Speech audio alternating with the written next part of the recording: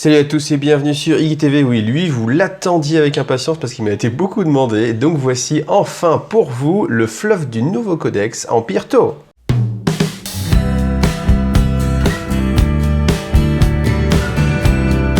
Alors je veux dire que j'ai pris un petit peu de temps pour la faire, c'est vrai, mais en même temps j'avais envie de lire l'ensemble du codex, même de relire un petit peu, d'avancer un petit peu sur le roman, là vous savez, qui parle de Farsight, qui s'appelle Crise, foi en crise, un truc comme ça. Ah, tout de suite fait penser à crise de foi, mais c'est pas ça. Et donc du coup ça permet d'avoir des petites informations justement sur le Codex TOE et puis de pouvoir comme ça vous présenter quelque chose d'un petit peu plus pertinent. Alors voilà, j'en profite aussi du coup pour vous montrer ces images.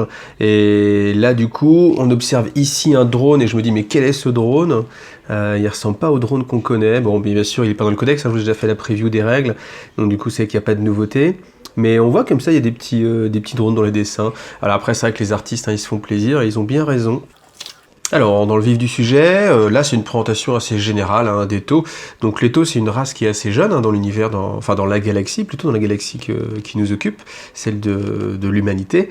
Et puis c'est une race qui se fait de plus en plus connaître parce qu'elle progresse. Avant elle était cantonnée à un petit espace, on le verra sur la carte un petit peu galactique. Mais après, au fur et à mesure, c'est ça qui est intéressant dans ce nouveau codex, on va voir que du coup les TOE prennent une plus grande ampleur sur le plan et sur tout l'historique justement de Warhammer 40 000 avec l'ouverture de la cicatrice Maledictum, etc.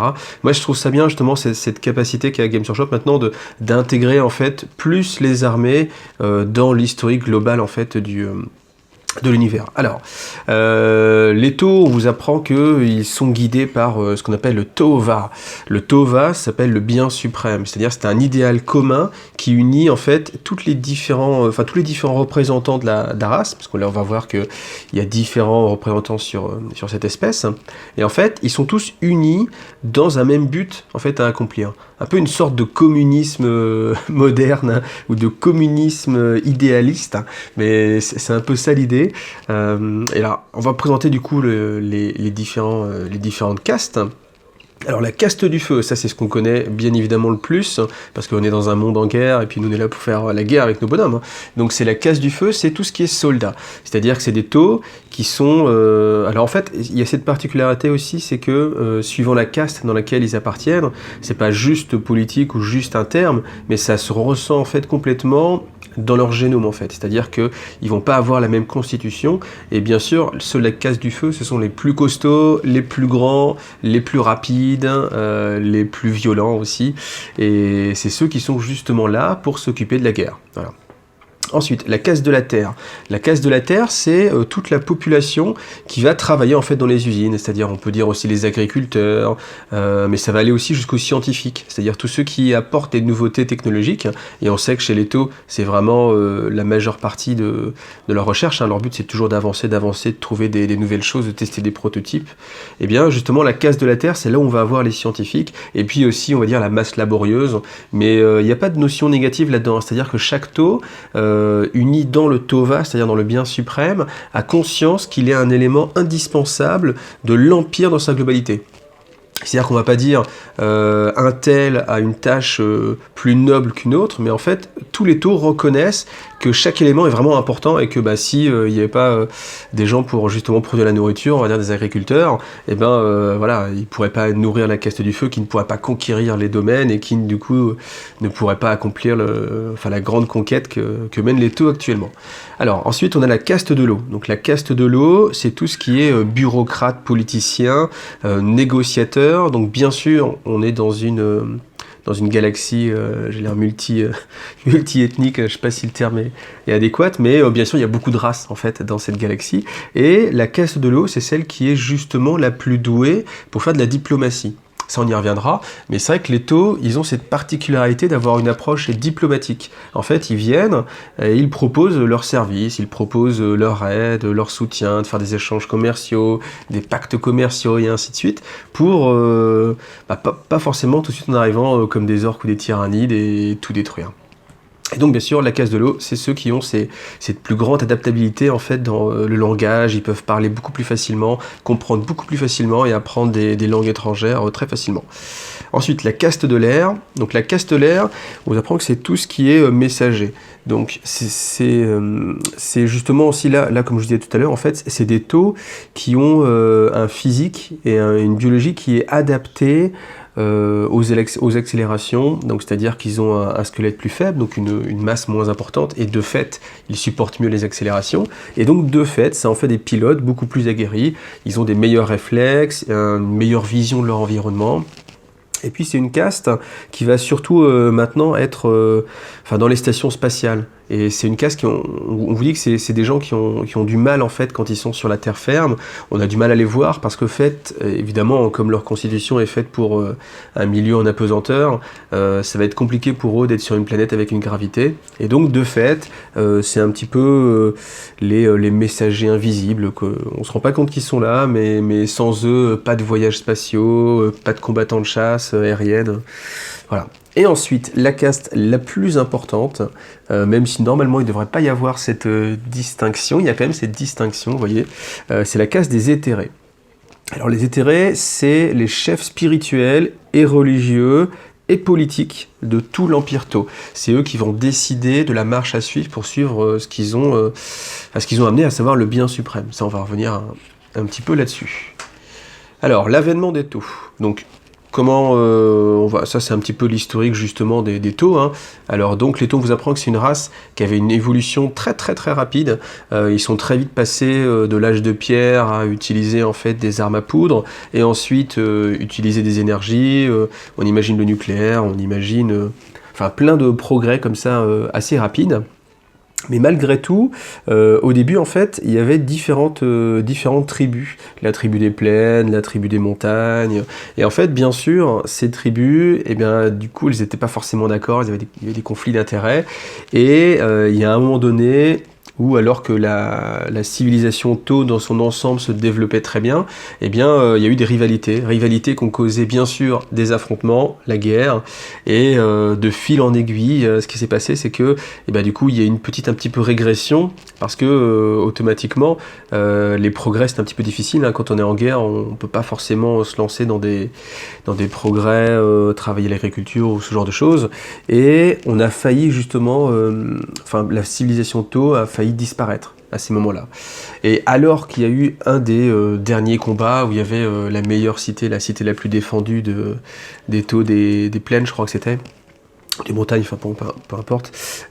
Du coup, à un moment donné où tout semblait perdu et que ça faisait longtemps que tout le monde était en guerre, qu'il y avait des maladies, que c'était compliqué, qu'il y avait presque de la famine, ce genre de choses, on vous apprend qu'il y a des personnages Tau qui avaient des signes distinctifs bien différents, qui sont venus et simplement ont été négociés. C'est-à-dire que, on vous explique que, de par leur charisme, sans qu'on sache vraiment pourquoi, quand ils sont présentés, en fait, quand il y en a un qui s'est présenté pour aller voir les dirigeants de la citadelle, on lui a ouvert les portes, on les a accompagnés, on l'a accompagné jusqu'aux dirigeants, et puis il a pu discuter directement, alors que personne n'avait jamais vu. Et donc il y a cette notion de pouvoir, les éthérés, parce que c'était eux, hein, bien sûr, vous l'avez deviné, les éthérés ont ce pouvoir sur les Tau de les plier un petit peu à leur volonté. Alors, on sait pas trop, c'est pas vraiment expliqué, hein, on sait pas vraiment comment ça fonctionne, mais il y a toujours ce côté où naturellement un Tau va obéir à un éthéré. Et ces éthérés, justement, profitent un petit peu de ce pouvoir pour négocier une trêve, et de cette trêve-là, repartir sur une expansion dynamique. Alors, l'expansion dynamique, c'est-à-dire qu'une fois qu'en fait la paix a été négociée, donc la paix c'était très rapide, hein, parce que, une fois que les éthérés sont arrivés pour un petit peu chapeauter tout ça, alors ça c'est assez intéressant, je sais pas si un jour on aura une explication vraiment sur qui ils sont, d'où ils viennent, peut-être qu'il y a un petit tiroir scénaristique et que ils ont un plan, qu'ils sont pas vraiment des Tau, on ne sait pas, mais c'est vraiment intéressant ce petit côté-là. Une fois que les Tau étaient tous unis pour justement aller vers le bien suprême, ils sont repartis en avant, les éthérés du coup donnaient la ligne de conduite, ils ont dit très bien, là on se développe, maintenant il faut lutter contre les maladies, donc on éradique toutes les maladies, il faut se développer technologiquement pour assouvir tous nos besoins en nourriture, en alimentation, etc. Et puis à un moment donné, justement, comme la population grandissait, Eh bien, immanquablement, ils se sont tournés vers les étoiles et les Éthériens ont dit très bien, maintenant notre objectif c'est les étoiles, on lève la tête et il faut que bientôt on puisse coloniser en fait l'espace et ainsi de suite. Donc très rapidement évidemment avec leur capacité d'évolution technologique, les Taux ont réussi à lancer leur première fusée et puis après ça a été très vite, colonisation de l'espace, établissement d'une base sur leur lune, construction de docks orbitaux, construction d'une flotte, et puis on y va, on part à la conquête des étoiles. Alors à ce moment-là, justement, c'était une époque un petit peu de régression pour tout ce qui est caste du feu, c'est-à-dire les guerriers, parce que comme il n'y avait pas de guerre, du coup il n'y avait pas grand-chose à faire, et de fait, ils ne pouvaient pas se développer et évoluer. Donc c'est pour ça que les Éthériens ont dit, très bien, maintenant il va nous falloir une armée, donc du coup, toute la caste du feu, préparez-vous, créez des doctrines de combat, créez des armures de combat, des armes, parce que immanquablement on va devoir se battre sans doute par la suite. Et donc voilà, c'était la ligne directrice des différentes castes. Alors ici on va vous parler des différentes, du style de, du style de jeu, mais oui, du style de jeu ou du style de combat de l'Arméto. Donc l'Arméto, sa philosophie, c'est dans un premier temps de pas de faire du combat justement. C'est-à-dire que les Taux sont expansionnistes, donc ils cherchent vraiment à conquérir des territoires, mais ils cherchent d'abord une solution pacifique. Pourquoi ? Parce que c'est plus rentable. C'est plus rentable de pas devoir se battre justement, ça préserve la population, ça préserve des ressources, ça préserve l'environnement, il n'y a pas de ville à reconstruire ou de choses comme ça. Et puis ça permet justement de fil en aiguille de réussir à convaincre en fait les humains, mais c'est pas forcément que les humains, c'est-à-dire qu'il y a beaucoup de races justement qui ont été absorbées un peu par le bien suprême. Et puis bien sûr, pour les races qui sont plus difficiles à convaincre, eh bien du coup c'est la guerre. Donc les Taux vont pas reculer, quoi qu'il arrive, c'est-à-dire qu'à partir du moment où ils ont décidé de conquérir une planète ou une zone, si la solution diplomatique ne fonctionne pas, eh bien du coup ils vont continuer avec une solution armée. Et c'est là où on va vous parler des différentes tactiques de combat. Alors ça, si vous connaissez les Taux, vous le connaissez, il y a le Manka et le Koyon. Donc on va détailler le Manka. Le Manka, ça signifie le coup fatal. Donc l'idée, c'est de trouver en fait à quel endroit placer un maximum de force pour décapiter l'armée adverse. Donc ça va se résumer par justement traquer les QG, essayer de trouver le moment opportun, et puis envoyer tout ce que vous avez pour que l'armée justement, ça marche très bien avec les orques, ça c'est une technique qui marche très bien avec les orques justement, tuer le chef pour qu'après les dissensions internes fassent que l'armée soit exsangue et qu'il soit très facile après de détruire toutes les forces restantes. Donc ça c'est le Manka. Et puis après, on a le Koyon. Donc le Koyon s'appelle le chasseur patient. Cette technique-là, elle consiste en fait à tenir des embuscades. Donc en gros, il va souvent y avoir un leurre, donc c'est une unité qui va être pas sacrifiée, parce que ça je vais essayer d'y revenir juste après. Mais elle est envoyée un petit peu en avant, elle va attirer en fait les adversaires dans un piège. Et c'est alors que justement l'ennemi pense avoir gagné et se dit tiens on va rattraper les fuyards, on va éradiquer l'Arméto, et bien en fait non, c'est un piège, ils se sont fait couillonner, et c'est à ce moment justement que toute l'armée qui était cachée là aussi intervient et puis détruit, donc là c'est de façon globale, c'est pas ciblé sur un élément particulier, mais c'est vraiment on se met dans des bonnes positions, des feux croisés, et puis l'armée adverse n'a aucune chance. Alors avant d'oublier, je reviens sur cette notion de sacrifice. En fait, chez les Taux, la vie est extrêmement importante. Et alors que pour certaines races, justement l'humanité, le chapitre entier de Space Marine peut donner sa vie pour une relique et une arme, chez les Taux, c'est exactement le contraire en fait. Il faut que la technologie soit au service des Taux, de l'individu, enfin de la communauté, parce qu'on ne peut pas parler trop d'individus chez les Taux, mais on ne va pas justement faire des guerres d'attrition. C'est-à-dire que le terrain conquis n'a pas vraiment d'importance pour les Taux. Eux, en fait, ce qu'ils veulent, c'est simplement détruire l'armée adverse. Parce que, par une mécanique évidente, une fois qu'il n'y a plus d'armée, vous avez tout le terrain. Donc, à quoi ça sert de se battre pour une forteresse si, de toute façon, elle peut être reprise? Donc, l'idée des Taux, c'est ça. C'est d'avoir une très grande mobilité, de pouvoir surtout se replier. Et puis, il n'y a aucune honte pour eux à fuir l'adversité, en fait. C'est-à-dire que si, dans un combat, le combat est mal engagé, qu'ils n'arrivent pas à s'en sortir, et bien tout de suite, avant que ce soit trop dramatique, ils vont pas faire de dernier carré, au contraire, ils vont s'exfiltrer, repartir, justement avec les Devilfish, avec les Orcas, avec ce genre de véhicules, pour tout de suite se ressaisir, reprendre des forces, et puis revenir à un moment donné qui sera plus opportun, parce que ils voient plus loin que juste une bataille, et pour eux, il n'y a pas d'honneur, au contraire, hein, même, c'est les commandeurs qui vont sacrifier leur unité, sont punis. Donc c'est vraiment une philosophie totalement différente, vraiment à l'opposé de ce qu'on voit avec l'Imperium, où là au contraire, dans l'honneur, c'est de faire le dernier carré, de se sacrifier pour la base, pour l'honneur, encore une fois, pour des souvenirs, etc. Donc bien évidemment, deux philosophies très très opposées. Alors, petit passage ici sur le Commander Puretide. Donc le Commander Puretide, c'est tout simplement le plus grand stratège que les Tau ont jamais connu. Donc c'est un commandeur qui avait réussi à assimiler tous les différents éléments de la guerre et de les synthétiser un petit peu. Alors si vous pensez à Sun Tzu, et ben voilà, c'est exactement ça. Là on est dans ce côté-là. Donc vous verrez que les Tau, il y a une très forte inspiration asiatique, ne serait-ce que déjà dans le côté mecha, hein, les mechas animés, ça c'est très asiatique, et puis justement cette philosophie-là, donc le Commodore Puretide, du coup a été la référence, à un moment donné il s'est retrouvé blessé, il pouvait plus justement aller au combat, et donc du coup il s'est retiré sur le mont Kanji. Et oui, vous voyez, hein, là on peut pas renier du tout l'inspiration japonaise là en l'occurrence, et puis il s'est retiré pour méditer et continuer à recevoir en fait des élèves. Vous voyez, il y a ce côté maître-élève aussi justement, très Bushido. Et puis comme il allait justement bientôt mourir, et bien ce qui s'est passé c'est que la caste de la Terre, c'est-à-dire les scientifiques, ont cherché un moyen de préserver en fait toutes ces connaissances. Et ils l'ont fait par le biais des IA en fait. Donc l'intelligence artificielle, en fait, alors qu'il était en déclin, eh bien toute sa structure en fait de pensée, son schéma de pensée, donc on peut dire tout son cerveau, a été scanné et recréé artificiellement dans une intelligence artificielle.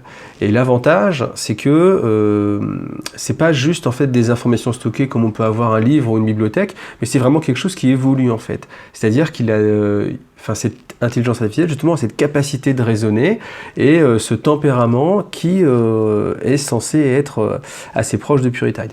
Sachant qu'on apprend aussi en lisant le roman que cette intelligence est un petit peu éloignée de ce qu'était vraiment le Commodore Puretide, et ça, des guerriers comme Oshova s'en rendent compte, et voilà. Mais malgré tout, ça permet aux grands commandeurs, donc ceux qui ont justement montré suffisamment de qualité pour recevoir l'enseignement de Puretide, eh bien, de pouvoir accéder quand même à cette connaissance, et puis progresser justement comme ça vers le guerrier absolu qu'était Puretide. Alors pour terminer sur cette page, hein, donc le visage changeant de la guerre, c'est que au fur et à mesure des combats, comme l'Empire Tau se propage de plus en plus, eh bien il y a de plus en plus besoin de combattants, évidemment.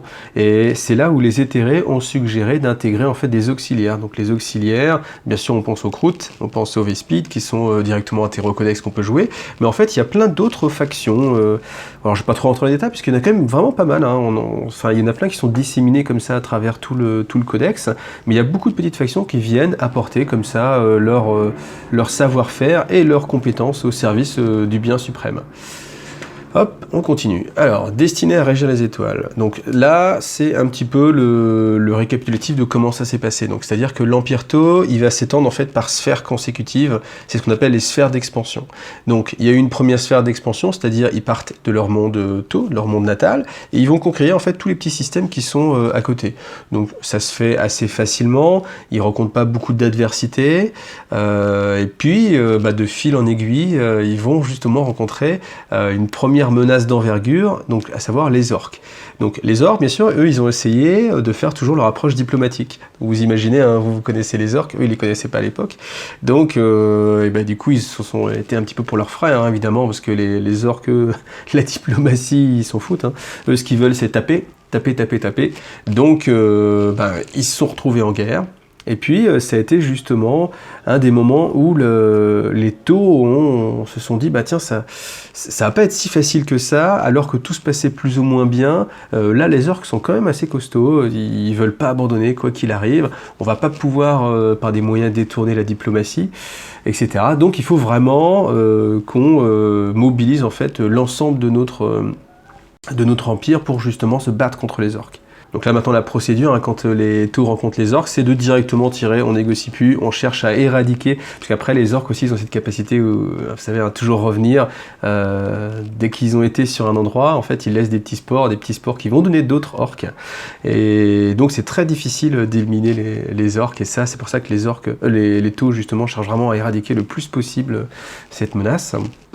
Et donc, à la fin de cette phase d'expansion, ils ont créé d'autres mondes qu'on appelle les Sept. Donc les Sept, c'est des mondes primordiaux, en fait, un petit peu chez les Taux. C'est-à-dire que c'est à partir de ces emplacements qu'ils vont repartir et recréer une sphère d'expansion.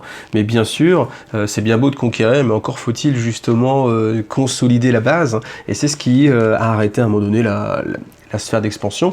Ils se sont dit, bon très bien, maintenant qu'on a conquis pas mal d'espace, on va se reposer un petit peu, rebâtir, recréer des technologies, et puis asseoir justement notre domination sur cet espace qui a été conquis, pour repartir sur une autre sphère d'expansion. Donc après, ce qui a aussi causé la fin de cette première sphère d'expansion, eh bien, c'est justement là les lois de la physique, et puis les capacités de voyage spatial qu'avaient les Taux en fait. Déjà, pour aller des deux planètes les plus éloignées de leur empire, il fallait plusieurs décennies de voyage en fait, et donc bien sûr ils se sont dit bon c'est pas possible, on peut pas gérer un empire comme ça, et les déterrés ont donc dit il faut absolument qu'on améliore nos capacités de voyage spatial. Voilà.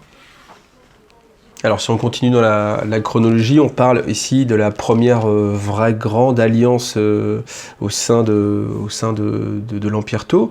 Ils ont détecté que justement des mondes croûtes, donc des mondes extraterrestres pour eux à l'époque, bien sûr, étaient attaqués par une flotte d'orques. Et en fait, il y a eu un combat où les Tau ont aidé justement les croûtes pour se débarrasser encore une fois des orques. Et bien sûr, les éthérés ont été négociés avec les mentors croûtes, donc c'est-à-dire les dirigeants on peut pas dire l'Empire croûte, mais de toute la race croûte en fait, on va dire, enfin les chefs tribaux, pour simplifier la chose, hein. Il y a quand même beaucoup de choses à dire, donc je vais simplifier un petit peu. Et puis, du coup, les Taux ont engagé justement les auxiliaires croûtes. Et à partir de ce moment-là, les croûtes sont devenus des membres à part entière de l'Empire Tau. Voilà. Alors, bien sûr, là, on a tout le côté développement des moteurs spatiaux. Grâce à leur recherche effrénée, ils ont réussi, au final, à inventer ce qu'on appelle le moteur à accélération horizon, le ZFR. Alors est-ce que ça vous fait penser à Stargate un petit peu? Et puis c'est ce qui leur a permis justement de lancer la deuxième sphère d'expansion. Comme ils avaient des vaisseaux plus rapides qui voyageaient plus rapidement, hein, tout simplement, ils pouvaient justement s'étendre. Et dans cette deuxième sphère d'expansion, ils ont créé aussi différents mondes. Donc c'est tous ceux qu'on voit là. Là c'est pareil, je ne vais pas rentrer dans les détails. Et c'est au cours de la deuxième sphère d'expansion qu'ils sont arrivés dans le golfe de Damoclès. Donc le golfe de Damoclès, ça vous connaissez parce qu'il y a justement beaucoup de publications qui s'attardent à cette zone. C'est justement la zone de conflit entre l'Empire Tau et puis les mondes de l'Imperium. Donc à cette occasion, justement, les Tau ont ont appris à plus connaître justement la civilisation humaine, et ils se sont aperçus qu'il y avait quand même moyen d'un petit peu de négocier. Donc la technique elle est assez sympathique, c'est qu'au début, ils proposent en fait leur service, et comme en fait ils ont une technologie qui est très avancée, c'est assez intéressant hein, pour justement l'Imperium, parce que l'Imperium se dit, tiens, je peux avoir les dirigeants, plutôt pas l'Imperium lui-même, mais les dirigeants des planètes, les gouverneurs, peuvent se dire, je peux avoir facilement des technologies très prisées à un prix dérisoire, parce que bien évidemment, les Tau, eux, ils vendent ça une bouchée de pain, ils s'en fichent en fait de l'argent, pour eux, ça n'a bien sûr aucune importance. Donc du coup, c'est très intéressant pour eux, parce qu'ils proposent leur technologie. Les humains ont l'impression qu'ils font une bonne affaire, donc du coup ils continuent là-dessus, et puis de de fil en aiguille, comme ça, il y a des partenariats qui se créent. Et puis, les diplomates, bien sûr, discutent de santé, disent, bah, tiens, on peut soigner en fait les gens qui sont malades, on peut améliorer les conditions de travail, etc., etc.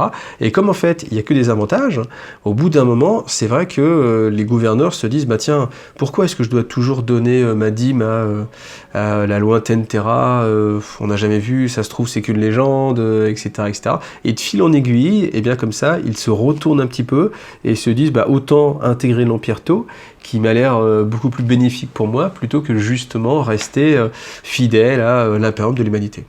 Bien sûr, l'impérium de l'humanité, lui, ne voit pas ça de cette oreille-là, et c'est le moment où il y a eu la croisade Damoclès. Donc, croisade Damoclès, c'était justement l'impérium a réagi, et s'est dit, il faut absolument se débarrasser des Tau pour leur montrer, faire une démonstration de force. Et cette démonstration de force, ça donne, voilà, contact avec l'Imperium, on voit exactement ce qui se passe. Donc ça a été très violent, parce que bien sûr, hein, tout ce qui était flotte, tout ce qui était croisade Damoclès, là il y avait pas du tout de notion de négociation, hein, ils n'étaient pas là du coup pour négocier. C'est là aussi où les Tau ont rencontré pour la première fois l'élite de l'Imperium, enfin la petite élite ou l'élite de l'élite de l'élite, enfin vous savez, les Space Marines, maintenant je sais pas où les caser, il y a tellement d'élite, de l'élite, de l'élite. Donc ils ont rencontré les guerriers d'élite de l'humanité, à savoir les Space Marines, et ils se sont aperçus que du coup c'était toute autre affaire que justement lutter contre la guerre impériale. Et c'est là aussi où ils ont compris qu'il y avait une grosse différence dans la façon de penser de l'Imperium. C'est-à-dire que eux, quelles que soient les pertes, ils étaient toujours prêts à sacrifier des milliers de soldats. Disons que tout valait toujours le coup en fait. Quel que soit le combat, l'Imperium mettait. Enfin, la technique classique qu'on connaît sur la guerre impériale, sacrifier des soldats sans compter jusqu'à l'éradication de la force ennemie. Après, la fin de cette bataille, c'est que l'Imperium a été défait justement par l'arrivée des renforts de tout l'Empire Tau, et alors que les Tau auraient pu justement poursuivre un petit peu, les éthérés ont préféré dire on va essayer de faire quand même un cessez-le-feu, parce qu'on ne sait pas justement jusqu'où on peut aller. Hein. À cette époque, justement, ils ne connaissaient pas parfaitement la taille de l'Imperium. Alors après, au fur et à mesure, justement, en passant du temps avec les humains, ils ont découvert que c'était la force dominante de la galaxie. Donc, on ne pouvait pas non plus les prendre à la légère, et on ne pouvait pas s'engager dans une poursuite comme ça sans avant être préparé. Alors, à la suite justement de cette bataille, la caste de la Terre a essayé de comprendre comment l'Imperium pouvait fonctionner, et puis ils ont réussi à récupérer un moteur warp. Alors les Tau, en fait, ils ont aucune résonance, ou une résonance très très faible dans le warp. C'est-à-dire que leurs émotions ne donnent pas écho à des entités au sein du warp. Et de fait, tout ce qui est pouvoir psychique, ou justement le warp, ils sont complètement insensibles à ça. Et a priori, les éthérés aussi. Alors peut-être que ça pourra changer avec le temps et d'autres découvertes au sein du fluff. Mais là, en tout cas, de ma connaissance actuelle, l'ensemble de la race des Tau est assez indifférente au warp. Ce qui fait que du coup, ils ne comprenaient pas en fait comment l'Imperium pouvait voyager et comment un moteur warp surtout pouvait fonctionner. Et ça, c'est aussi un des points de départ du roman, hein, justement sur les Tau, qui est assez détaillé. Alors avant de tourner la page, le point de vue de l'Imperium. Donc là, il y a un petit passage où justement l'Imperium réfléchit sur les Tau, et en fait, ce qui fait très peur à l'Imperium, c'est que les Tau sont naïfs en fait. C'est-à-dire que déjà, ils n'ont aucune connaissance du warp, donc aucune connaissance de la menace principale, à savoir le chaos, et en fait, ils utilisent grandement les intelligences artificielles. Et ça, c'est quelque chose qui nous est rappelé maintenant un petit peu tout le temps au sein des différentes publications, c'est qu'il y a un moment donné où l'Imperium, lui aussi, faisait vraiment usage d'intelligence artificielle, ce qui a conduit à une guerre entre les intelligences artificielles et l'humanité, et que l'humanité a failli justement périr. Et le problème, c'est que l'Imperium se dit, mais si on laisse les Tau faire, on va retourner sur une guerre de ce type-là, en fait, et ils vont créer sans doute une race de machines qui sera impossible à arrêter, même pour nous, qui va les détruire eux-mêmes, et on peut pas laisser cette jeune race faire un petit peu comme un bébé, hein. C'est un petit peu ça, hein, cette vision-là, cette vision infantile des Tau. On peut pas les laisser faire joujou avec des technologies qu'ils ne peuvent pas anticiper en fait. Alors là, pour terminer avec cette partie-là, il y a deux choses. Bien sûr, il y a eu le commandant Oshova Farsight, hein, qu'on connaît bien, qui justement avait décidé de pousser contre les orques. Et alors je vais le faire assez rapidement. Même si c'est un passage intéressant, mais je me dis que j'aimerais peut-être dans une prochaine vidéo vous proposer un passage bien plus long sur lui. Donc voilà, donc, je me réserve un petit peu de choses à dire aussi. Mais bon, au cours de ces combats, en fait, alors que c'était vraiment le représentant le plus digne de la caste du feu, il a été poussé à se battre toujours plus loin, et tous les éthérés de son contingent ont été tués. Et alors que les ordres sont de revenir, quoi qu'il arrive, dès que dans un contingent il n'y a plus d'éthérés, les taux doivent revenir pour justement reprendre en fait des informations, et bien là, Oshova a décidé de poursuivre malgré tout. Et c'est ce qui a conduit à des chemins divergents, parce que en fait Oshova n'est jamais revenu sur Tau et dans l'Empire Tau, et il n'y a que plus tard, alors que tous les Tau pensaient que toute sa... on peut pas appeler ça une croisade, mais de tout son cadre en fait de bataille avait été détruit. En fait, ils se sont aperçus que Oshova avait conquis différentes planètes de l'autre côté du golfe de Damoclès, enfin juste de l'autre côté de la frontière, et qu'il avait construit des stations de défense qui étaient là pour lutter et se défendre contre les autres forces Tau. Donc ça a été un choc en fait pour l'Empire Tau de voir en fait une sorte de guerre civile, et de ce fait en fait les éthérés on dit bon, on va le laisser dans son coin. L'idée c'était pas justement de... Parce qu'en fait le bien suprême c'est l'union, donc à partir du moment où on peut laisser suggérer que le plus grand des héros de l'Empire Tau, le meilleur combattant, a choisi une voie dissonante, hein, qui ne va pas avec les éthérés, et bien il faut l'étouffer le plus possible. Donc c'est tabou, on n'en parle pas, on le laisse de côté, puis on passe à autre chose.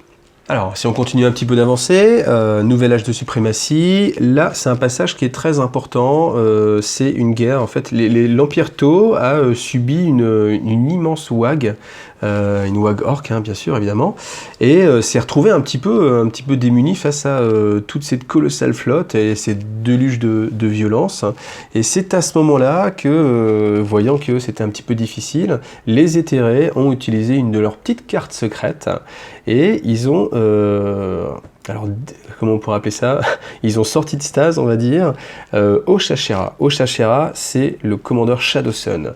Alors, pourquoi? L'idée, c'est que au moment où Puretide, justement, était à la fin de sa vie, il avait plusieurs disciples qui étaient vraiment à la tête de l'armée Tau. Bien sûr, d'un côté, on avait Oshova Farsight, et de l'autre côté, on avait Oshachera, à savoir le commandeur Shadowsun, qui n'avait pas encore ce titre-là à l'époque. Mais pour des simplicités, on va l'appeler comme ça. Et donc, du coup, ce qu'ils se sont dit, c'est qu'ils se sont dit, si on a des problèmes avec l'intelligence artificielle de Puretide, ce serait dommage de perdre tout son enseignement. Donc, ce qu'on va faire, c'est qu'on va congeler, cryogéniser Oshachera, et qu'on va la garder pour un moment opportun. Et ce moment opportun, il a été déclenché un petit peu tôt pour les éthérés, parce qu'en fait ils n'avaient pas le choix, hein. C'est-à-dire que les orques étaient en train de gagner du territoire, de défoncer l'Empire Tau tout simplement, donc ils se sont dit on n'a plus le choix, on peut plus reculer, il nous faut une guerrière qui va justement en fait... Il nous faut une image, en fait, une icône. C'est ça l'idée, hein, plus que... Alors, en plus, au-delà que les compétences de Oshachera, c'était retrouver en fait une icône pour que tout l'Empire Tau, à travers cette propagande, se retrouve derrière elle et puisse lutter de concert et se renforce, etc. Vous savez, le moral, c'est très important. Et donc, bien sûr, Oshachera a été réveillée. Elle a pris la tête des forces, justement, qui se sont alliées, en fait, de tous les différents sets pour lutter contre les orques. Et elle a réussi, de par son grand talent, à renverser en fait la vapeur. Et c'est là où elle a gagné justement son nom de Shadowsun. Bien sûr, elle a réussi à triompher, donc hop, on passe à la suite de l'histoire. Et la suite, c'est la troisième sphère d'expansion. Donc la troisième sphère d'expansion, c'est justement, on se remet de cette grande guerre contre les orques, ce qui nous tue pas nous rend plus fort, donc on est devenu encore plus fort, et comme entre-temps justement la caste de la Terre a fait des progrès, les vaisseaux spatiaux permettent maintenant d'aller toujours de plus en plus loin. Donc dans cette troisième phase d'extension, justement Shadowsun a été réveillé, donc il était là pour mener les conquêtes, et ça se plaçait plutôt bien jusqu'au retour de l'Imperium. Donc la revanche de l'Imperium, c'est justement l'Imperium qui revient pour reprendre en fait ses biens, et au pire tout détruire, hein, dans sa logique assez froide de si on peut pas l'avoir, personne ne l'aura. Et puis on apprend que ça a mis vraiment les taux en difficulté, qu'ils étaient sur le point de perdre, mais qu'une intervention héroïque et inattendue est venue justement les sauver. Et cette intervention héroïque, c'était justement Farsight. Farsight qu'on croyait mort depuis des générations, parce que son cycle de vie aura dû se terminer. Malgré tout, il était là, avec ses guerriers, et il venait justement aider ses frères Tau à lutter contre l'Imperium. Et c'est ce qui a permis justement de donner ce second souffle à l'armée Tau et justement de ne pas succomber. C'est là où justement l'Imperium, voyant qu'ils avaient perdu en fait ces zones-là, ont déclenché leur ogive Mechanicus de la mort et ont détruit quasiment toutes les forces qu'il y avait sur la planète, hein, qui a été renommée par les Tau Mugat Bay, et puis on crée cette zone en fait cette zone d'exclusion en fait où ils voulaient a priori cautériser le passage qu'il y avait dans le golfe de Damoclès entre l'Empire Tau et puis l'Imperium pour justement être tranquille et être débarrassé en fait un petit peu de cette menace. Alors, ça a conduit à quoi? Ça a conduit à la 4e sphère d'expansion. Alors, 4e sphère d'expansion, le problème, c'est que les Tau se retrouvaient bloqués. Ils n'avaient plus d'espace en fait de manœuvre. Et donc, ils ont cherché à réutiliser les capacités des moteurs Warp, qui comprenaient à peine, pour justement franchir le golfe de Damoclès, qui était une barrière hein, pour eux, et puis vraiment aller beaucoup plus loin. Donc, ils ont créé une énorme armada. Cette armada a été équipée du moteur, alors comment il s'appelle? Alors le moteur sillage qui crée en fait une bulle d'antimatière et qui permet de faire franchir en fait à des vaisseaux et bien évidemment une très très grande distance très rapidement, donc une sorte de voyage subespace. Et donc c'est comme en fait eux avaient toujours pas connaissance en fait du warp, ils appelaient ça le subespace. Donc ce qu'on vous apprend, c'était que cette formidable armada était équipée et prête à se lancer pour justement la 4e sphère d'expansion, mais que malheureusement en fait au final le scientifique qui avait découvert ce système émettait des petites réserves en disant je sais pas ce que ça va faire si tous les vaisseaux déclenchent leur moteur antimatière en même temps, on l'a jamais vu, peut-être que ça peut être dangereux. Malheureusement les éthérés ne l'ont pas écouté et se sont dit que a priori il fallait aller de l'avant, on pouvait pas se permettre de douter, et ils ont donné l'ordre justement à tous les vaisseaux d'allumer leur moteur sillage. Et à ce moment-là, il y a eu un brasier immense qui s'est allumé devant eux avec des lumières stroboscopiques, donc une brèche warp, hein, tout simplement. Ça, nous, on le connaît, mais pour eux, en fait, c'était du jamais vu. Et ça a complètement absorbé l'ensemble de la flotte. Et ça a été un des coups les plus durs qu'ont connu en fait les Tau, parce que ça a sapé en fait toute leur confiance dans le développement technologique et puis dans le fait que justement ils pouvaient franchir la barrière du golfe de Damoclès et puis continuer leur expansion dans la galaxie. Alors ce qui s'est passé après, c'est qu'il y a eu une époque un petit peu de doute au sein de l'Empire Tau parce que ils pouvaient pas progresser, et s'ils n'ont pas cet élan, comme en fait ils sont pas tournés vers un but commun, à savoir aller toujours plus loin, et du coup ils se reposent plus ou moins, et du coup ça crée un petit peu une dégénérescence, hein. Ça c'est vraiment le fonctionnement des Tau.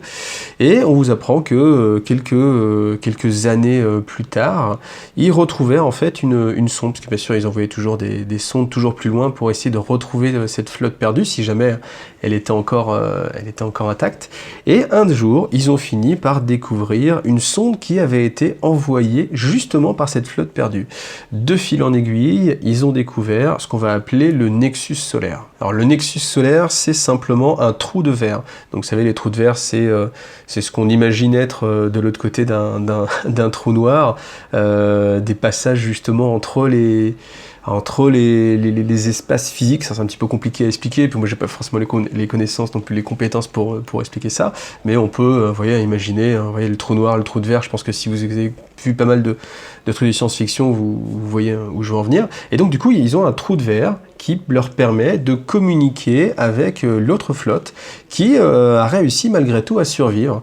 Et c'est ce qui va lancer justement la 5e phase d'expansion. Donc ce qui s'est passé dans un premier temps, c'est qu'ils ont envoyé des petites sondes à travers le trou de verre qui ont été justement en contact avec la flotte perdue. Et cette flotte perdue avait commencé à consolider son espace autour justement de l'autre sortie, de l'autre point qui se retrouvait de l'autre côté de la galaxie. Et donc c'était à la fois une très bonne nouvelle, parce que justement ça permettait de dire la flotte n'a pas été perdue et on a les moyens justement de se répandre à travers toute la galaxie. Par contre, quand ils ont rencontré les restes en fait de la flotte, ils sont aperçus déjà qu'il n'y avait plus aucun auxiliaire et qu'il y avait uniquement en fait des taux pur sang et qu'il y avait une très grande méfiance des taux rescapés envers tout ce qui était humain ou les croûtes ou tous les autres peuples en fait de la galaxie. Qu'ils avaient développé une sorte de peur en fait, enfin c'est pas peur, c'est un peu compliqué à expliquer, mais une méfiance, voilà, c'est une sorte de très grande méfiance envers tous les autres peuples hormis les Taux. Et donc cette 5e sphère d'expansion, justement, elle a pour but en fait de consolider et de construire en fait des gros anneaux de défense autour des 2 trous de verre pour pouvoir justement empêcher que, enfin ce nœud de communication très important, parce que pourquoi? Parce que autant il permet à l'Empire Tau d'avoir une porte de sortie, autant il permet aussi aux autres factions d'avoir une porte d'entrée directe sur l'Empire Tau. Donc pour eux, c'est vraiment quelque chose de crucial et qui est vraiment au cœur de l'Empire, et une des choses sans doute les plus importantes qu'ils peuvent avoir. Donc du coup, ils ont construit des grands docks orbitaux, des grandes stations de bataille qui sont là pour défendre en fait tout autour de ce trou de verre et permettre de laisser justement ce point de communication le plus en sûreté possible. Donc ce qu'on peut voir de tout ça, c'est justement la carte qui est ici, donc la carte qui va représenter les différentes sphères d'expansion. Là, le golfe de Damoclès, qui est un petit peu infranchissable, et puis les enclaves justement de Farsad qui sont de l'autre côté, et qui sont indépendantes de l'Empire Tau. Ensuite, on a le Nexus stellaire, pas solaire, pardon, le Nexus stellaire, qui relie cette partie de la galaxie à l'atoll de Nemiar, ici, avec les différents mondes 7 qui sont établis justement autour. Donc voilà pour cette partie. Après, de quoi on va parler? Langage et culture. Donc ça, je suis pas trop sûr que ce soit très intéressant. C'est assez technique, c'est intéressant, mais après, pour l'avancée du fluff, là, on rentre vraiment un petit peu trop dans les détails. Mais c'est tout ce qui est alphabet, façon de numéroter les choses, comment les taux vont avoir leur nom qui est constitué en fait, grâce à leur nom, on sait d'où ils viennent, ce qu'ils ont fait, quelle est leur histoire. Donc voilà, je ne le détaille pas forcément, on passe un petit peu. L'organisation militaire, ça c'est pareil, c'est assez technique, donc c'est simplement schématisé ici. Vous voyez, vous avez la coalition, la force dans son ensemble, avec les différentes castes. Et puis au sein de la caste du feu, évidemment, là où on a les guerriers, on a les contingents qui eux-mêmes sont divisés en cadres de chasse. Et dans ces cadres de chasse, c'est ce qu'on va jouer, c'est le maillage initial en fait d'une armée Tau, tout simplement.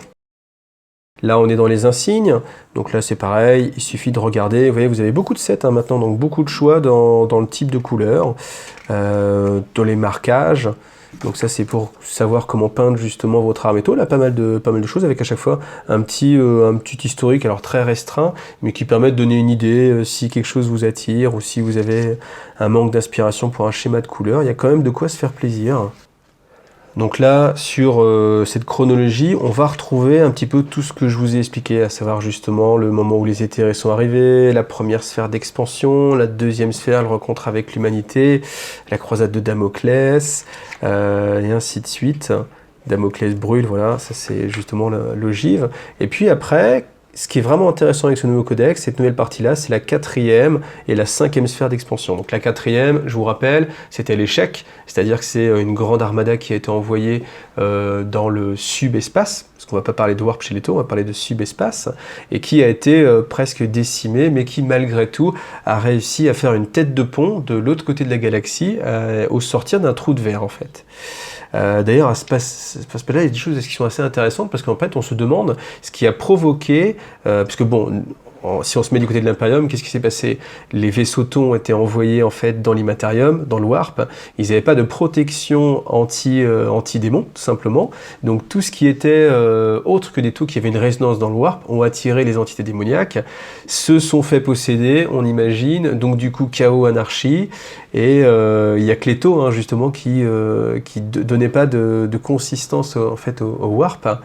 Et à un moment donné, les restes de cette flotte sont sortis quand même dans l'univers matériel, et c'est ce qui a, de par le trou de verre en fait. Et on ne sait pas ce qui a provoqué ce trou de verre, mais on dit que peut-être une entité a fait ce choix, ou que quelque chose a provoqué ce trou de verre. Voilà. Et donc la bataille, on termine avec la bataille de Nexus stellaire, c'est justement là où les Tau rencontrent le chaos et les Space Marines du chaos. Et ils se rendent compte, en fait, c'est là où justement on croise un petit peu tout et on dit, voyez, les Tau, bon, ils ont connu aussi un petit peu les Tyrannides, j'en ai pas trop parlé, mais ils connaissent aussi maintenant le chaos et le danger que représente le chaos dans la galaxie. Alors ensuite, j'en profite pour vous montrer un petit peu le livre au passage. Donc là, on voit bien sûr Shadow Sun qui se bat contre la Raven Guard. Voilà, rien de... illustration sympathique, voilà, hop, on passe. Alors, Commandant Shadow Sun, justement, j'en ai déjà pas mal parlé. Alors, ce qu'on peut préciser un petit peu, c'est qu'il y a une rivalité qui l'oppose à Ochoa. Elle, bien sûr, elle est à fond pour les éthérés, et elle traque, en fait, plus ou moins son ancien collègue. En fait, on a appris aussi dans le livre qu'à l'époque, Shadow Sun et puis Farsight étaient justement les deux meilleurs élèves, et qu'à chaque fois, Ochoa était un petit cran au-dessus. Et donc il y avait cette rivalité en fait entre Shadow Sun et lui, et autant du côté de Farsight, lui, il voyait ça d'une façon assez positive, autant Shadow Sun, elle, était assez froide et mesurée, et du coup, quand évidemment Ochoa s'est détourné, pour elle, ça a été plus ou moins presque une excuse pour justement le traquer, et devenir justement la championne du bien suprême, et puis de faire de sa capture, en fait, sa quête plus ou moins personnelle. Voilà, bien sûr, pour le bien suprême. Alors les commandeurs, on va pas se détailler dessus, hein. Bon, en gros l'idée c'est toujours très classique, hein, c'est-à-dire que on va avoir des sergents d'escouade qui après persévèrent, ont accès à une armure Crisis, qui après deviennent le sergent des Crisis, puis après ainsi de suite deviennent les commandeurs. Les éthérés, j'en ai déjà parlé. Donc voilà, on va pas revenir dessus non plus. Onva, alors là c'est assez intéressant. Onva, c'est l'éthéré suprême, le maître de l'esprit immortel. Alors, l'idée qui est assez intéressante et qui moi m'avait vraiment bien plu, c'est que lors du retour en fait de l'Imperium sur Muglat Bay, donc c'est-à-dire dans dans le golfe de Damoclès, en fait, simplement l'Imperium avait dépêché une force d'assassins, donc ça s'appelle l'Executioner Force, je crois. C'est-à-dire que l'Imperium avait envoyé un assassin de chaque temple pour justement assassiner les leaders. Donc, il y avait trois cibles, il y avait Onva, Shadow Sun et Ochoa. Et Shadow Sun a réussi à s'échapper, Ochoa a réussi à s'échapper. Alors je crois qu'Ochoa, il avait eu droit à un assassin vindicaire et un Culexus, si je dis pas... Non, le Culexus, il était peut-être c'est Shadow Sun. Je sais plus exactement, puis c'est par détaillé là, il faudrait que je ressorte les vieux documents, et j'avoue que j'ai pas le temps.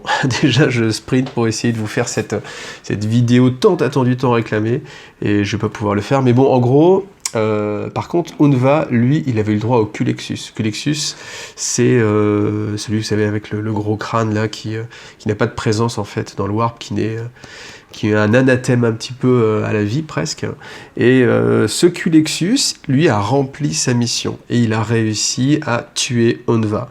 Donc pourtant, il est encore là, et oui, il est encore là, pourquoi ? Parce qu'en fait, tout comme un petit peu ce qu'on peut avoir avec Puretide, maintenant en fait, Onva est un hologramme et une intelligence artificielle. Et alors, c'est là où c'est assez intéressant, c'est que malgré le fait qu'il a été assassiné, en fait, les autres éthérés ont décidé de ne pas le révéler, pour justement garder la foi intacte dans le bien suprême. Donc, de fait, l'Empire Tau continue à penser que Onva est vivant, alors qu'en fait, non, Onva est mort. Voilà. Donc ça, c'est quand même une grosse news, et qui est assez intéressante, et ça en dit long aussi sur les manigances, entre guillemets, des éthérés. Donc Onshui, ça c'est un éthéré qui, contrairement aux autres, en fait, va souvent en première ligne, et se bat assez régulièrement. Donc ce qui est assez étonnant par rapport aux autres éthérés qui sont plutôt du style à donner les ordres de loin, même s'ils restent sur le champ de bataille, histoire de motiver un petit peu leurs troupes, ils ont tendance plutôt à essayer de moins en faire, et de rester derrière, alors que Onshui, lui, vient vraiment combattre au corps à corps ses ennemis. Voilà. Alors Farsight, personnage très intéressant et emblématique d'Eto. Alors il y a beaucoup de choses à dire sur lui. Je pense que je vais pas trop en dire parce que j'ai dans mes projets futurs lointains, dedans 6 mois ou plus, j'aimerais bien faire une vidéo de fluff spécial sur Farsight, donc je vais pas trop en parler. Ce que je vais simplement vous dire en fait, c'est vrai que la question qui se posait à un moment donné, c'était Farsight, il aurait dû mourir depuis bien longtemps, pourtant il était encore là, et comment ça se fait? Ça se fait qu'il possède la lame de l'aube. La lame de l'aube, c'est un artefact qu'il a trouvé en fait sur un monde, et cette lame en fait a le potentiel de récupérer le potentiel vital des gens qu'elle tue. Et ce potentiel vital, en fait, est retransmis à Farsight. Ce qui fait que à chaque fois qu'il tue quelqu'un, tout le temps potentiel qui lui restait à vivre, donc ça c'est un petit peu compliqué à conceptualiser, parce qu'au final, le gars, il n'avait pas de... Bon, là je rentre un petit peu dans les détails, mais c'est vrai que c'est un petit truc à la limite qui est presque un petit peu choquant, parce qu'en fait, quel est le temps potentiel restant à une personne, si de toute façon sa destinée c'était de mourir sous la lame de Showa. Voilà. Mais bon, on va dire que c'était l'espérance vitale naturelle avec la... Bon voilà, peu importe. Et donc du coup, lui-même ne sait pas en fait que c'est la lame de l'aube qui lui donne en fait ce pouvoir. Donc il est un petit peu, par contre, un petit peu couillou hein, sur le sur le coup. Il devrait se poser la question, mais ça c'est vrai que c'est un petit passage du fluff, alors qui est assez intéressant et qui explique le pourquoi Farsight est encore là. Mais explication, surtout qu'ils vous disent même que si jamais il venait à apprendre qu'en fait il vole la vie des autres, il mettrait lui-même fin à sa vie dans un sacrifice rituel. Bon. Et donc voilà pour Oshova. Donc comme je vous l'ai dit, j'espère avoir le temps un jour d'y revenir. On verra si c'est le cas ou pas. Alors, Darkstrider, lui on vous apprend que c'est un petit peu le baroudeur, celui qui suit pas forcément les consignes, ce qui est assez rare hein, dans la caste du feu, parce qu'en général les taux bien sûr vont suivre les indications des éthérés.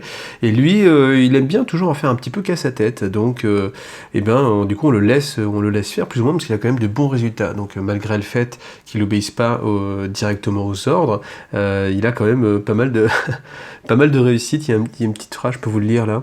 Donc nous avons engagé et détruit la colonne ennemie selon les instructions. Non, je n'ai jamais reçu l'ordre de me désengager et de me replier, Sacho. Cela doit sans doute venir d'interférences atmosphériques. Vous voyez, donc là on a compris le style du bonhomme.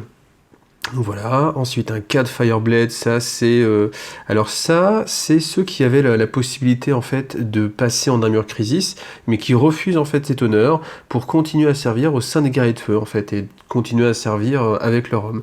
Donc il y a une sorte de sacrifice en fait, et ils sont un petit peu à l'image du bien suprême, c'est-à-dire effacer l'individu pour le bien collectif. Parce qu'en fait, évidemment, leurs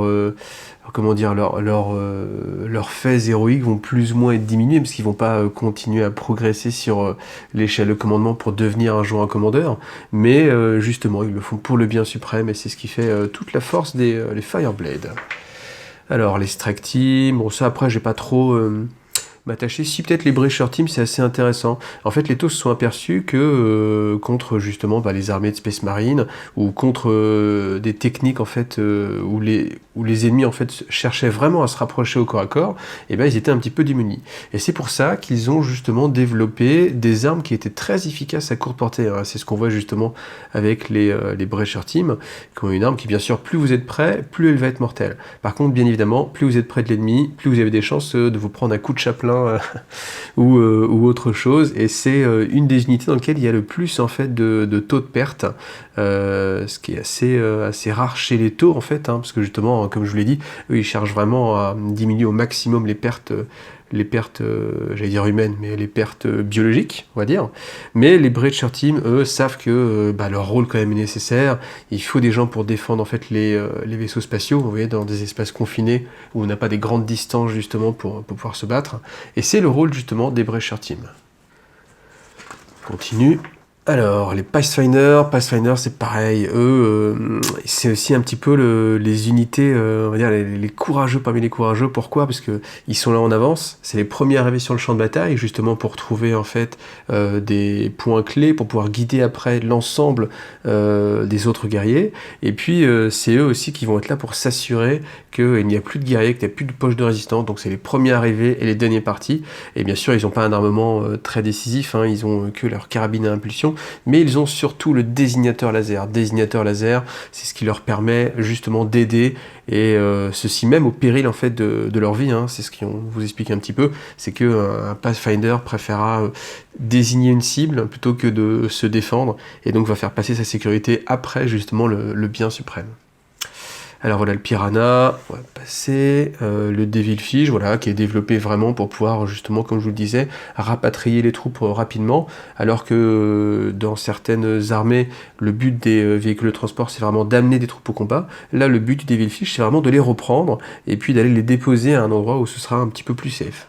Alors, équipe de drone sniper. Les drones sniper, donc là on vous apprend que le marksman, c'est-à-dire celui qui est un petit peu seul, a un rôle vraiment important parce qu'il va permettre justement à l'intelligence artificielle de tous les autres drones, enfin qui sont plus ou moins reliés à lui, d'être bien plus efficace. Alors il est équipé d'un petit champ de camouflage, hein, ce qui lui permet justement d'avoir une relative sécurité. Et puis, comme c'est un rôle assez solitaire, du coup ça vous fait des taux, hein, un petit peu qui sont un petit peu solitaires, voilà. Alors les drones, là on reparle de l'intelligence artificielle, et là du point de vue en fait des taux, les taux s'étonnent en fait que des peuples comme l'humanité en fait ne fassent pas plus utilisation des intelligences artificielles. Pourquoi? Parce que ça préserve des vies, ça permet de faire des tâches simples sans devoir former des gens, enfin ce genre de choses, et du coup ils se disent mais pourquoi? Et en fait ils n'ont pas connaissance justement de cette grande guerre qu'il y a eu avec les intelligences artificielles. D'ailleurs, petit passage, j'espère qu'un jour on aura quelque chose à ce sujet, parce que c'est vrai que tout le trip Terminator, moi ça me plaît bien, et je pense que je suis pas le seul, donc voilà, si vous m'entendez, pourquoi pas, j'aimerais. Alors, ce qui est intéressant aussi de savoir, c'est que on a aussi un protocole, même sur les intelligences artificielles, de protection, c'est-à-dire qu'un drone ne va pas se sacrifier, mais il a une certaine dose de sens de préservation de sa vie, en fait, de son existence. Donc vous voyez comme quoi c'est vraiment ancré, hein, dans la philosophie des taux. Alors les hammerheads qui existent avec deux variantes, hein, canon à ion ou canon rail, donc c'est le principal char blindé de l'armée taux, qui est là justement pour lutter contre les autres véhicules, et on vous apprend que l'intérêt des hammerheads, c'est qu'ils ont justement avec le Raygun une arme très puissante qui permet justement de tirer très loin, et souvent de pouvoir repartir, un peu c'est la technique des taux, hein, c'est-à-dire à grande distance on va ouvrir le feu, on va détruire des cibles, et puis quand ça chauffe un petit peu trop, et bah du coup on s'en va, on allume les réacteurs, et puis on disparaît, voilà. Alors ils ont une alliance de technologie, en fait, ils sont et à la fois anti-graves, et ils ont des moteurs, j'allais dire atmosphériques, mais des moteurs à réaction. Donc ce qui leur permet d'avoir un petit peu, et le bonus, la stabilité de l'antigrave, et la réactivité des propulseurs, voilà. Alors Longstrike, c'est un personnage qui est assez connu parce que déjà en termes de jeu il est plutôt fort, et puis c'était justement un personnage spécial véhicule, ce qui était assez rare à une époque. Et donc le principe de Longstrike, c'est que c'est le pendant de Pasque, en fait. Il y a même eu un passage où il y avait Pasque versus Longstrike qui était assez sympathique. Là Longstrike, lui, du coup, il est là pour guider l'ensemble des hammerheads pour en tirer vraiment la quintessence. Lui-même, en fait, a une armure XV02, qui est une armure un petit peu spéciale, qui lui permet de ressentir plus ou moins, d'être directement un petit peu lié, en fait, au Hammerhead. Ce qui, bien sûr, c'est comme si le Hammerhead, en fait, était une sorte d'armure, une extension de lui-même, et c'est ce qui fait qu'il est si efficace. Alors après, on vous apprend que ce modèle, ce prototype d'armure, en fait, a été un petit peu plus testé, sauf qu'en fait, il y a très peu de taux qui réussissent à faire un interface justement entre leur esprit et puis leur machine. Et au-delà de ça, ça va très rapidement dégrader en fait leur synapse, et il n'y a que pour l'instant Longstrike qui réussit justement à survivre à ce processus et à rester très efficace. Alors le Skyray, voilà, véhicule qui avait été développé justement dans la lutte antiaérienne, et qui au final, ils ont trouvé que c'était un petit peu sympa aussi d'envoyer un missile à tête chercheuse sur un capitaine Space Marine, donc qui du coup a été utilisé en conjonction avec, même quand il n'y avait pas forcément de besoin en fait de support antiaérien, et de les utiliser simplement pour abattre les cibles blindées. Alors, les exo-armures, c'est parti, il y en a un petit paquet, et ça fait plaisir, parce que quand on aime les taux, on aime les exo-armures, et quand on aime les exo-armures, automatiquement, les taux, ça nous parle très fortement. Alors, on va commencer avec la XV25, la Steel, qui est justement une armure assez emblématique, hein, donc l'armure furtive. Donc, on vous apprend que les guerriers de feu qui, justement, utilisent ce type d'armure sont assez excentriques, en fait, c'est-à-dire qu'ils aiment bien rester ensemble, rester seuls, et que, contrairement aux autres taux qui aiment bien rester assez loin du combat, eux au contraire vont chercher à aller profondément dans les lignes ennemies pour justement les prendre à revers et les limer un petit peu avec leur canon à induction lourd et puis avec leur désignateur laser aussi porté par les drones, ce genre de choses, pouvoir vraiment aider l'ensemble de l'armée mais un petit peu à leur façon, un petit peu comme Dark Strider qu'on a vu tout à l'heure.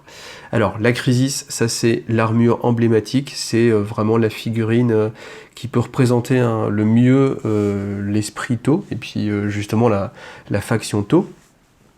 Alors la Crisis, la XV8, ça s'appelle le manteau du héros. Pourquoi? Parce que c'est uniquement certains guerriers de feu qui ont atteint un grand degré en fait de compétence qui sont autorisés à porter cette Crisis.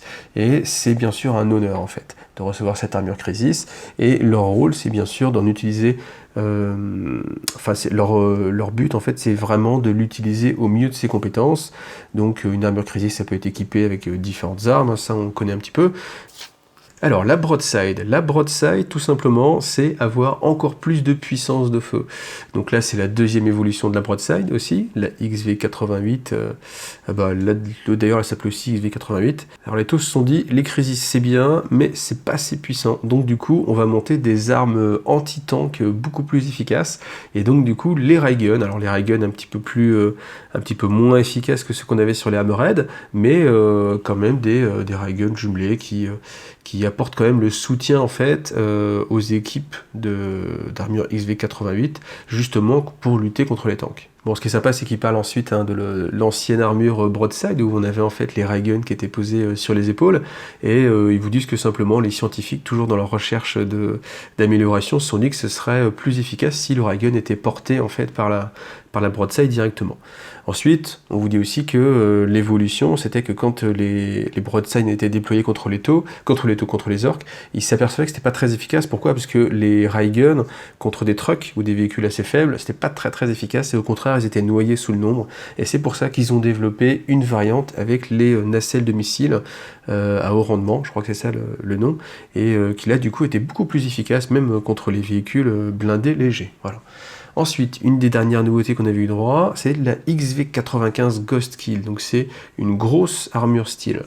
Donc cette armure-là, elle est assez intéressante. Pourquoi? Parce qu'elle va intégrer déjà le système de camouflage qu'on va retrouver en fait chez les styles, et aussi elle a bien sûr des armes un peu plus percutantes, un peu plus puissantes. Donc on vous apprend aussi qu'il y a une IA qui s'occupe de gérer tous les besoins physiologiques et psychologiques en fait du porteur. Pourquoi? Parce que évidemment ceux qui sont dans l'armure Ghost Kill vont passer de grands moments en fait en dehors du cadre de leur armée, et qui vont au fur et à mesure du temps en fait développer une relation avec leur intelligence artificielle et qui finissent même en fait par préférer passer du temps avec leur intelligence artificielle plutôt qu'avec leur autre camarade. Donc ce qui est assez un petit peu spécial mais qui représente bien, j'aime bien cette image là justement du guerrier solitaire qui finalement préfère l'esprit de la machine à ses camarades. Alors la Ghost Kill aussi, sa plus grande force ça a été d'être une arme de propagande en fait, c'est-à-dire qu'elle a été testée secrètement et puis quand les taux ont eu besoin justement de booster en fait leur campagne, elles ont été rendues publiques au sein de la population tau justement, et c'est ce qui a permis justement de booster, de mettre un regain d'activité et du baume au cœur pour toute l'armée tau. Voilà. Ça, c'était la grande victoire des Ghost Kill. Alors ensuite, la XV104 Riptide. Donc la Riptide aussi, même si elle est très grande, c'est toujours qu'une seule exo-armure, donc une seule exo-armure géante en fait, dans laquelle on n'a qu'un seul pilote. Alors là, si vous connaissez un petit peu le système avant, il y avait l'idée que les rayonnements en fait du réacteur Nova qui était testé à l'intérieur de la Riptide, enfin toutes les radiations tuaient le pilote au fur et à mesure. Par contre là du coup ils ont enlevé cette notion-là, on dit simplement que c'est un petit peu dangereux de surcharger le réacteur Nova, mais il n'y a pas ce côté qu'on peut retrouver avec le Dreadnought Redemptor par exemple, à savoir que vous êtes dans une exo-armure mais qui au fur et à mesure draine votre énergie et votre force vitale, et puis avec les radiations on va finir par vous tuer. Pour continuer sur les exo-armures, on a la KV-128 Storm Surge. Donc là vous pouvez voir, c'est pas une XV mais c'est une KV. Pourquoi? Parce que c'est plus un châssis blindé en fait, c'est plus une sorte de tank sur pattes, et puis surtout aussi il y a il y a un pilote et un artilleur. Alors la Storm Surge elle a été déployée pour justement lutter contre, là on en voit un, contre les chevaliers, les titans, etc. Les Tau se sont aperçus que malgré leur grande puissance de feu, l'Imperium avait des machines qui étaient suffisamment résistantes pour encaisser justement tous les tirs de Hammerhead, et ils se sont dit il faut pouvoir développer encore et encore et encore, et ils ont créé cette armure balistique qui est là justement pour transporter une arme qui n'avait jamais été vue auparavant, une arme d'une telle taille que normalement elle est utilisée que dans les combats, spatiaux, et puis tant qu'à faire ils lui ont rajouté plein de petits missiles, plein de petits gadgets à droite et à gauche, et là aussi quand ça a été déployé, ça a permis d'atomiser plus ou moins tous les chevaliers et de faire pencher justement la balance du côté des Tau, et puis voilà, donc voilà pour la Storm Surge. Autre particularité des Tau, vous savez, c'est le côté le territoire ne nous intéresse pas forcément, on va pas faire de défense statique, mais on va quand même utiliser les bénéfices des réseaux de défense. Et donc, ils ont la particularité d'avoir des lignes de défense qui peuvent bouger et se déplacer. Donc, au lieu d'avoir simplement un muret, en fait, vous avez une sorte de plateforme antigrave qui va pouvoir se déplacer au gré justement des besoins des Tau. Donc voilà, après, je rentre pas trop non plus dans les détails. Voilà, on continue. Donc ça, c'est après les différents chasseurs, le Razor Shark et le Sun Shark. Donc voilà, on va passer. On va pas non plus trop tout détailler. Alors les croûtes, ça vous le savez, c'est pas ce que je préfère, mais bon après le fluff on en a déjà parlé. Donc l'idée des croûtes en fait, c'est que c'est une espèce qui va pas cannibaliser justement, mais qui va manger, en fait, dévorer ses victimes pour justement assimiler l'ADN et les informations génétiques pour pouvoir justement s'améliorer. Ce qui fait que sur la race croûte, en fait, on a plusieurs souches. On va avoir les croûtes, les guerriers croûtes, on va avoir les croûtox, et on va avoir les chiens croûtes. Après, j'imagine qu'il y a aussi d'autres variantes. Chez Forgeworld, on avait la petite poule, là, je sais plus comment il s'appelle. Mais toujours est-il que depuis que les éthérés ont été discutés avec les mentors croûtes, c'est-à-dire les leaders des tribus croûtes, les croûtes ont accepté sans sourciller en fait le bien suprême et luttent comme des mercenaires justement au service de l'Empire Tau.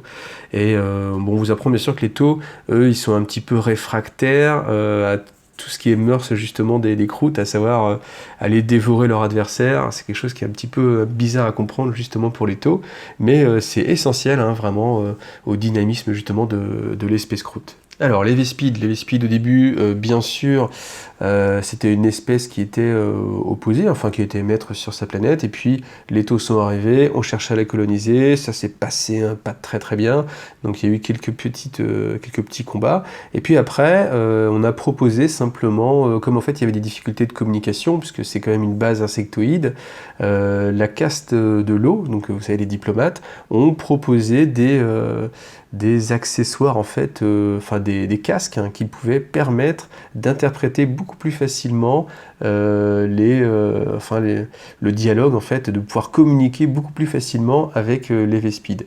Et donc du coup ça a été proposé aux chefs des différents clans Vespides aussi. Et puis on vous apprend que dès qu'il y a eu cette facilité et dès qu'ils ont été équipés en fait de leur casque de communication, bizarrement ils sont tous ralliés du côté des Tau. Tiens, c'est assez simple comme ça. Les Tau, vous voyez, ils sont assez malins au final. Vous voyez, un petit casque de contrôle mental par-ci par-là, et puis voilà, vous avez un nouvel allié assez efficace, parce que ils sont, comme en fait, ils sont une sorte d'abeilles, vous voyez, avec des ailes, tout ça, etc. Bon, on voit bien un peu le trip. Ils peuvent directement se déplacer, et puis utiliser surtout une ressource qu'on trouve que sur leur planète, un cristal, je crois que c'est des armes à neutrons, et en fait, grâce à leurs ailes, ils peuvent moduler en fait la puissance du laser à neutrons, et c'est ce qui permet justement d'utiliser ce laser, sinon il ne pourrait pas être utilisé autrement. Voilà. On a fini avec le fluff, mais comme je vous avais pas montré justement ces belles images, et bien du coup voilà, je vais me faire plaisir, et je vais vous faire plaisir j'espère, en continuant à vous montrer voilà, les Brecher Team. J'aime bien leur casque un petit peu plus travaillé, un petit peu moins, enfin un petit peu plus costaud, leur arme aussi qui est assez sympathique. Donc là on voit différentes exo-armures. Voilà, on va passer, voilà. Alors, différentes examens. Alors oui, hein, pour ceux qui ne savent pas, la Colstar peut avoir 4 points d'ancrage, hein, vous avez été 400 à me le dire, donc mea culpa. Mais comme je le disais, hein, c'est un petit peu compliqué de synthétiser, de lire un codex comme ça, puis après de le ressortir. J'ai pas le temps de créer un texte à l'avance, hein, j'ai pas le temps enfin, je suis obligé d'improviser plus ou moins, donc de ressortir les informations comme ça. Donc évidemment, on n'est pas à l'abri d'une erreur, voilà. Alors là, très belle armure, j'aime bien celle-ci, hein, ça c'est, vous voyez, en fait, là, au niveau de la distinction, ici, là, c'était assez carré, alors que là, on a les doubles entrées d'air, la tête aussi, la tête arrondie, ça c'est très joli, le bouclier sur le côté, ça me donne, rien que de la voir, là, ça me donne envie d'en monter une et d'en peindre une. Et c'est pas comme si j'avais une boîte qui m'attendait depuis presque quelques années. Voilà, on continue. Alors les styles, vous savez, vous pouvez trouver aussi les anciennes versions en métal qui sont pas moches, hein, d'ailleurs, hein, qui sont assez... c'est une figurine que je trouvais vraiment assez réussie. Voilà. On va, le faux, le vrai, qui sait, les V-Speed, voilà. Bon, moi, toujours les auxiliaires, c'est pas vraiment ce qui m'attire. Moi, j'aime bien, justement, quand on reste dans une même thématique. Voilà. Hop, on va continuer. Voilà, ça c'est beau, ça donne envie quand même. Enfin, quand on aime les exo-armures, vous voyez, quand on voit ça, même si là, il y a un petit jour qui est un petit peu disgracieux, sinon, c'est quand même plutôt bien rendu. Vous voyez, on reste dans une même... Enfin, on voit quand même que le style évolue, hein, au fur et à mesure, c'est de plus en plus... Alors, j'allais dire chargé, certes, c'est chargé, mais on peut aussi dire détaillé, en fait. Hein. Vous voyez, avec toutes ces petites améliorations, vous voyez ces petits trucs-là qu'on avait vu d'abord chez des crises spéciales de chez Forge World. Et en plus, cette figurine... Ah, voilà, là, vous le voyez, vous avez la possibilité, en fait, d'ouvrir la tête, de soulever un petit peu le dessus, d'enlever le dessous, là, qui est attaché, qui reste attaché, et puis de voir le pilote à l'intérieur. Donc ça, c'est un bel effort. Vous voyez, sur les avions aussi, vous avez, en fait, ces soutes-là qui peuvent s'ouvrir, et puis balancer des missiles. Voilà, hop, la Storm Surge. Alors Storm Surge, par contre, moi j'ai jamais été trop fan de justement cette partie-là où on voit les deux pilotes plus la tête derrière.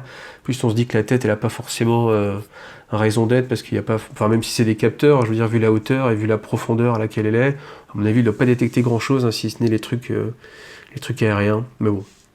D'ailleurs, il y a des kits hein, qui existent. Hein. Je ne retrouverai pas le lien parce que j'avais cru voir ça une fois où il y avait, enfin c'est sûr, hein, il y avait eu un kit de conversion. Moi-même, j'étais lancé dans la conversion justement de la Storm Surge, mais j'ai mis tellement de temps à le faire qu'au final, je suis passé encore à autre chose. Puis vous voyez, c'est ça un petit peu le problème qu'on peut avoir quand on se lance dans des projets un petit peu trop grands et qu'on a beaucoup. Enfin, on est sensible à la tentation de tout ce qui passe, avec toutes les nouveautés qu'on peut avoir au fur et à mesure du temps, avec toutes les armées qu'on peut jouer, c'est difficile de résister et voilà.